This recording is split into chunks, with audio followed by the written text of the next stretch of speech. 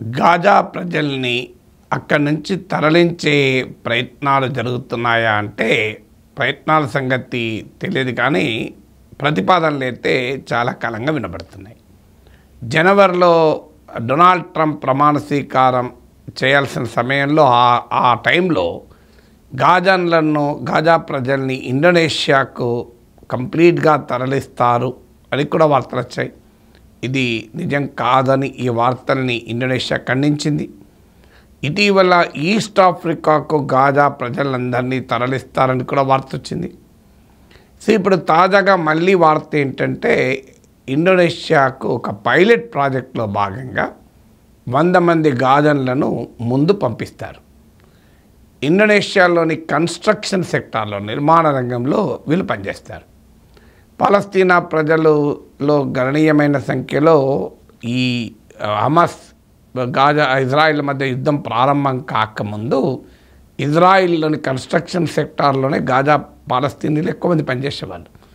అందుకే ఎప్పుడైతే ఈ యుద్ధం ప్రారంభమైందో ఇజ్రాయిల్ కన్స్ట్రక్షన్ సెక్టార్లో లేబర్ షార్టేజ్ వస్తే ఇండియన్ లేబర్ను కూడా మన ప్రభుత్వం పంపించింది. ఇప్పుడు పెద్ద వివాదమైంది అది. అందువల్ల పాలస్తీనీలకు కాస్త అనుభవం కూడా ఈ నిర్మాణ రంగంలో ఉన్నట్లుంది. అందుకనుక వాళ్ళని ఇండోనేషియాకు ఒక 100 మందిని ముందు పంపించి వాళ్ళు అక్కడ కన్స్ట్రక్షన్ సెక్టార్లో పనిచేస్తారు. స్లోగా వారు అక్కడే రీహాబిలిటేట్ అవుతారు. ఇది మనకు ఆధునిక కాలంలో ఇదేంటి ఆశ్చర్యం అనిపించవచ్చు, ఒక దేశ ప్రజల్ని మరో దేశానికి తరలించడం ఏంటి అని. కానీ కొలోనియల్ పీరియడ్లో జరిగింది ఇదే. ఇప్పుడు బ్రిటిష్ వలసవాద ప్రభుత్వం ఉన్నప్పుడు ఇండియన్ లేబర్ను శ్రీలంక తీసుకెళ్లారు, ఇండియన్ లేబర్ను ఫిజీకి తీసుకెళ్లారు, మారిషస్కు తీసుకెళ్లారు, వెస్టిండీస్కి తీసుకెళ్లారు. అందుకే మీరు ఇప్పటికీ కూడా చూడండి, మారిషస్లో మెజారిటీ ప్రజలు ఇండియన్ ఆరిజినే, అసలు అత్యధిక ప్రజలు, మెజారిటీ అని కూడా చెప్పలేము. ఆడ ప్రైమ్ మినిస్టర్లతో సహా. ఫిజీలో కూడా చాలా సిగ్నిఫికెంట్ నెంబర్ ఎథ్నిక్ ఇండియన్స్, అలాగే వెస్టిండీస్లో కూడా ఎథ్నిక్ ఇండియన్స్. ఇక్కడ ఈ దేశాల్లో ప్రైమ్ మినిస్టర్లు కూడా అవుతారు వాళ్ళు, మన పేర్లతో ఉన్న వాళ్ళు. సో అందువల్ల వీళ్ళందరూ కూడా ఇండియా నుంచి ఆ రోజుల్లో 200 ఏళ్ళ క్రితం, 300 ఏళ్ళ క్రితం, 200-300 ఇయర్స్ క్రితం వారిని అక్కడ లేబర్గా తీసుకెళ్ళి అక్కడ సెటిల్ చేశారు. సో ఆ తర్వాత వాళ్ళు అక్కడే స్థిరపడ్డారు కూడా. 4+4 ఆఫర్. మొదటిసారిగా కంట్రీ డిలైట్ పాలని 4 రోజులు ఆర్డర్ చేసిన వాళ్ళకి మరో 4 రోజులు ఫ్రీ. ఇంకెందుకు ఆలస్యం, యాప్ని డౌన్లోడ్ చేసుకోండి. Download the country delight app now. So ఇలా వేరే ఒక ప్రాంతం నుంచి మరో ప్రాంతానికి, ఒక దేశం నుంచి మరో దేశానికి తీసుకెళ్ళడం మనం కొలోనియల్ పీరియడ్లో చూసేవాళ్ళం. ఈవెన్ ఆ టైంలో వలసలు కూడా జరిగాయి. ఇప్పుడు శ్రీలంకలో జాఫ్నా ప్రాంతంలో మన Indian origin ethnic Tamil population గణనీయంగా ఉన్నారు. సో మారిషస్, ఫిజీ, వెస్టిండీస్ ఇలా మీకు అనేక దేశాల్లో కనబడతారు. ఇండియన్ ఆరిజిన్ ఉన్న వాళ్ళు సిగ్నిఫికెంట్గా. సో కొలోనియల్ ప్రాక్టీస్ ఇది. ఇప్పుడు ఈ కొలోనియల్ ప్రాక్టీస్ని ఇజ్రాయిల్ చేయదలుచుకుంది అని, ఎందుకంటే అమెరికాకు కూడా డొనాల్డ్ ట్రంప్ కూడా ప్రతిపాదించాడు.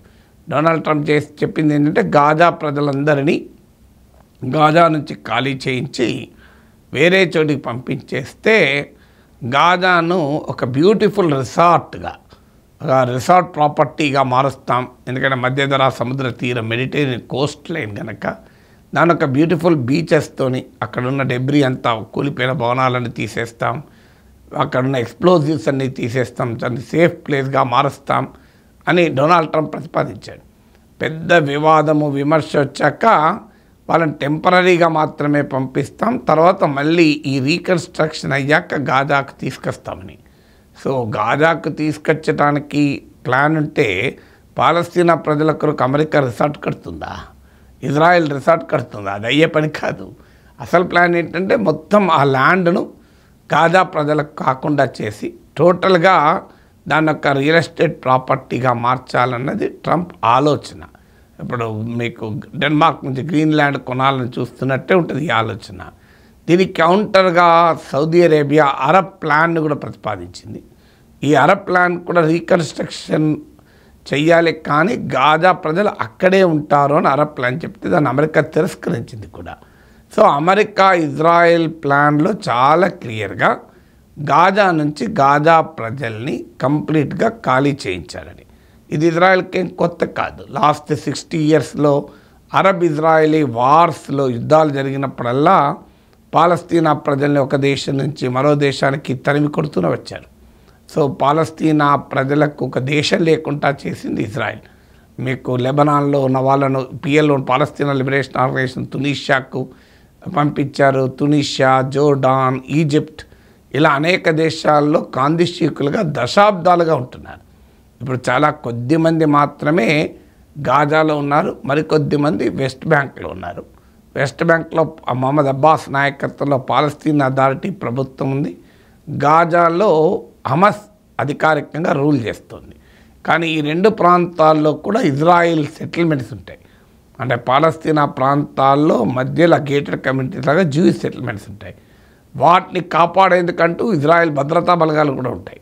అంటే ఒక రకంగా ఇవన్నీ అక్యుపైడ్ టెరిటరీసే, కొంత పరిమితంగా పాలస్తీనా ప్రజలకు అక్కడ ఉండే అవకాశం ఉంది. అందువల్ల పాలస్తీనా ప్రజల డిస్ప్లేస్మెంట్ నిర్వాసితులు చేయడం చరిత్రలో ఇదేమి కొత్త కాదు. లాస్ట్ 6 డికేడ్స్లో అనేకసార్లు జరిగింది. కొలోనియల్ పీరియడ్లో ఇదొక దుర్మార్గమైన కొలోనియల్ ప్రాక్టీస్గా కూడా ఉండేది. సో అందువల్ల it's not a new phenomenon. So ఇప్పుడు ట్రంప్ అలాగే ఇజ్రాయిల్ సరిగ్గా ఇదే ఆలోచిస్తుంది. అరబ్ దేశాలు అంగీకరించడం లేదు.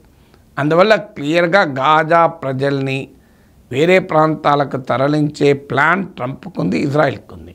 అయితే ఇప్పుడైతే తాజాగా ఈ పైలట్ ప్రాజెక్టుగా మొదలు 100 మందిని పంపిస్తారు. ఆ ప్రాజెక్ట్ కనుక సక్సెస్ అయితే ఇంకా ఎక్కువ మందిని పంపించాలని, అది కూడా వాలంటరీగా రీలొకేట్ చేయాలని. ఎందుకంటే గాజా ప్రజల పరిస్థితి ఇలా ఆకలి కేకలు ఉన్నాయి. ఆడ కనీస వసతులు లేవు, వాటర్ లేదు, మీకు మందులు లేవు, హాస్పిటల్స్ లేవు. ఒక భూమిపైన నరకంలాగా ఉంది. ఆ పరిస్థితుల్లో ప్రజలు పాపం ఇంకో దిక్కు లేక ఎక్కడికంటే అక్కడికి వెళ్తారు. ఎందుకంటే బలవంతంగా గాజా ప్రజల్ని తరలిస్తామంటే పెద్ద ఆందోళన అరబ్ దేశాల నుంచి వ్యతిరేకత వస్తుంది. ఇంటర్నేషనల్ హ్యుమానిటేరియన్ లా అడ్డం వస్తుంది. అందువల్ల ఇప్పుడు తెలివిగా వాలంటరీ రీలొకేషన్ దీనికి పేరు పెడుతుంది ఇజ్రాయెల్. లేకుంటే గాజాలను ఇండోనేషియా పంపించే పని ఇజ్రాయెల్కి ఏం పని? ఇజ్రాయెల్ దేశస్తులు కారు కదా వారు అధికారికంగా ఇప్పటికీ హమస్ పాలనలో ఉన్నారు. పోనీ వాళ్ళ పునరావాసం కొరకు ఇదేదో రీకన్స్ట్రక్షన్ కొరకు అయితే హమస్ నాయకత్వంలో వారిని ఇండోనేషియాకు టెంపరీగా వర్క్ పర్మిట్లో పంపాలి. హమస్ నాయకత్వంలో కాదు, పంపుతున్న ఇజ్రాయెల్ నాయకత్వంలో. దానికి ఇన్ఛార్జ్ కూడా చాలా వివాదాస్పదమైన యాంటీ పాలస్తీనియన్ భావాలు నరనరాన్ని నింపుకున్న మేజర్ జనరల్ను ఇలాంటి మిలిటరీ అధికారులు నియమిస్తున్నారు. సో ఈవెన్ రీలొకేషన్కు సివిలియన్ అధికారులు కూడా ఇన్ఛార్జ్ కాదు. అసలు ఇజ్రాయిల్ ఈ రీలొకేషన్ ప్లాన్ చేయడం ఏంటి, దానికి ఒక ఆర్మీ మిలిటరీ వెటరన్స్ని ఇన్ఛార్జ్గా పెట్టడం ఏంటి, ఇజ్రాయెల్ డిఫెన్స్ మినిస్ట్రీ దీన్ని పర్యవేక్షించడం ఏంటి, ఇవన్నీ చూస్తుంటే ఇదేదో మంచి ఉద్దేశంతో చేస్తున్నట్టు ఎక్కడైనా కనిపిస్తుందా? అయితే ఇప్పటివరకు అఫీషియల్గా ఇండోనేషియా మాత్రం ఖండిస్తుంది. అలాంటి ప్లాన్ ఏమీ లేదంటుంది. ఎందుకంటే ఇండోనేషియాలో పాలస్తీనా ప్రజల పట్ల సానుకూలత ఎక్కువ. ఎందుకంటే ఇండోనేషియా కూడా మెజారిటీ ముస్లిం నేషన్. అయితే ఎంత సానుకూలత ఉన్నా ఒక దేశ ప్రజల్ని మరో దేశంలో మతం ఒకటైనా అంగీకరించరు. ఒకే దేశంలోనే మనం తూర్పు పాకిస్తాన్ మధ్య ఘర్షణ చూసాం. సో మతం ఒకటైనా కూడా అంగీకరించాలి రూలే లేదు. ఒక ప్రాంతం నుంచి మరి ఇప్పుడు బెంగాలీ హిందువుల్ని కూడా మీకు అస్సామీ ప్రజలు అంగీకరించలే కదా. అస్సాం ఉద్యమం వచ్చినప్పుడు కేవలం ముస్లింలకు వ్యతిరేకమే కాదు, బంగ్లాదేశ్లోంచి వెస్ట్ బెంగాల్ నుంచి వచ్చి బెంగాలీ హిందువులకు కూడా వాళ్ళు వ్యతిరేకమే. సో అందువల్ల ఈ వాలంటరీ రీలొకేషన్ అన్నా అది ఫోర్స్ రీలొకేషన్ కిందకే వస్తుంది. దాని పేరు వాలంటరీ అని చెప్తారు. గాజా ప్రజలున్న డెస్పరేట్ పరిస్థితుల్లో వారు అక్కడికి వెళ్ళాలనుకుంటే వెళ్తారేమో కూడా. కానీ దీని వెనకాలన్న కుట్ర ఏంటంటే గాజా ప్రాంతాన్ని మొత్తాన్ని ఖాళీ చేసి ట్రంప్ కోరుతున్నట్లు నెతన్యాహు దీన్ని ట్రంప్కి ఒక real estate property gift deed రాసిచ్చినట్లుగా కనబడుతుంది.